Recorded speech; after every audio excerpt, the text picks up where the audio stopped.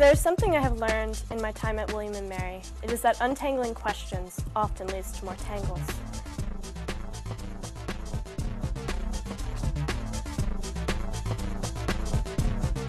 Citizenship is about living your life like other people matter and remembering that you're part of society, and that should reflect in your actions.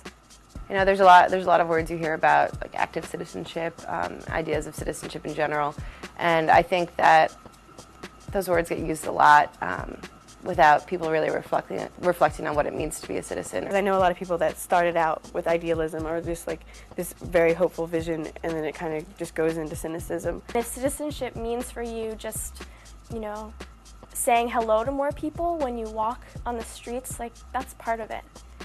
It doesn't have to be about being an activist all of your life. Suffering's the same wherever you go. And in the same way, I think that our call and our ability to change that is the same no matter where we go. They want to do well and impress you, but that doesn't always mean that they have the chance. I think liberal arts education is inherently bound to citizenship. And it's just about defining how close of a connection we really want that to be and have. Once we begin just looking at it as a list of statistics or questions of policy, without realizing who these people are or without engaging with these people, then we're just becoming callous. When I go to Kenya and see that they've never even had a girl make it to the 8th grade. You know, what if I had been born there? You know, and that sort of experience brings what I'm learning in the classroom to a whole nother level. In archaeology, you touch something and you know that someone else made this or this was a part of their life. And I think service kind of has that same spirit. Like you're touching something, you're being a part of it. And like the things that I lean towards are like pre-contact Native American sites or African American sites.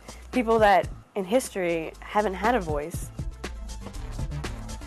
Even in my work, I want to be giving to other people. I, in many ways, see myself in either academia or policy, but people need to be politicians. They need to be community engagers. It has to happen everywhere. My greatest skill is my knowledge. I pay plenty of money each year to learn. So the best I can do is to use my knowledge and to continue to use my ability to learn, have time to research and all of that information to apply it to our community solutions. It's not that I'm working in the SHARP program, 10 hours a week. I'm doing all of these things because they're a part of my life, because they're a part of the actions that I consider in line with my moral values. There's always this American dream, you made it yourself, but I didn't make it myself. Academics are not a selfish endeavor, and at William & Mary even more so. We're state-sponsored. We come in a lot of ways my tuition is subsidized because I'm a state student, and I plan to give back to the state for helping me be able to come here and have what I've had. And I think that as an alumni, you're in a really special position to connect with students. Believe in us. Don't allow your cynicism to slow us down. Realism is always welcome. Cynicism is not constructive. I truly believe that our possibilities are limitless within certain structures. So I still have a lot of realism with my idealism, but at the end of the day, I honestly believe now if you don't dream big, you're never going to accomplish anything, because if you shoot for this and you get here, at least you got here. If we don't have people at the top working policy, if we don't have people in academia, if we don't have people who are actually willing to run for office, then we simply, this movement towards a new kind of world is going to fall short. As my generation gains momentum, which we're doing, and as my generation actually begins to engage in the world and gets a stronger footing, they will find that their cynicism is met with so much optimism that they too will become optimistic.